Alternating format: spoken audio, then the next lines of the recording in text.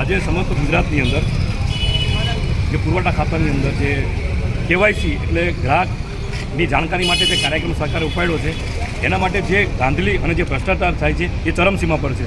આજે લોકો લાખોની સંખ્યામાં દૂર દૂરથી અહીંયા આવે છે. અમારા ફૂલપાડા ગામની અંદર અશ્વની પણ કાર્યક્રમ રાખ્યો છે અમે કોંગ્રેસ તરફથી.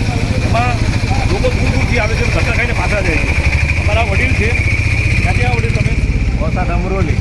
આજે વસાદ અમરોલીથી આવું છું અને રોજ ધક્કા ખવડાવે છે, બરાબર કામ તો થતું નથી.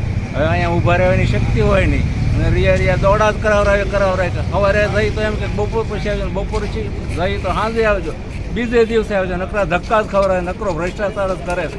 આજે ભારતીય જનતા પાર્ટી જ્યારે ચૂંટણી હોય ને ત્યારે કહે છે અમે બૂથ લેવલનું કામ કરી નાખ્યું, અમે માઇક્રો લેવલનું કામ કરી નાખ્યું, અમારા કાર્યકર્તા બૂથ લેવલે માઇક્રો લેવલે તૈયાર થઈ ગયા છે.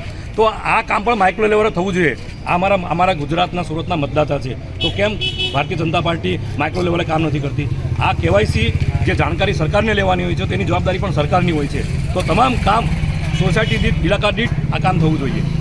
અમુક તો ઢોલ વગાડ્યા કરું, 25 વર્ષ એડવાન્સ કામ કરીએ છીએ, 25 વર્ષ એડવાન્સ કામ કરી. આમાં હું 25 વર્ષ એડવાન્સ કામ કર્યું, નકરો ભ્રષ્ટાચાર જ કરો છો. રહ્યા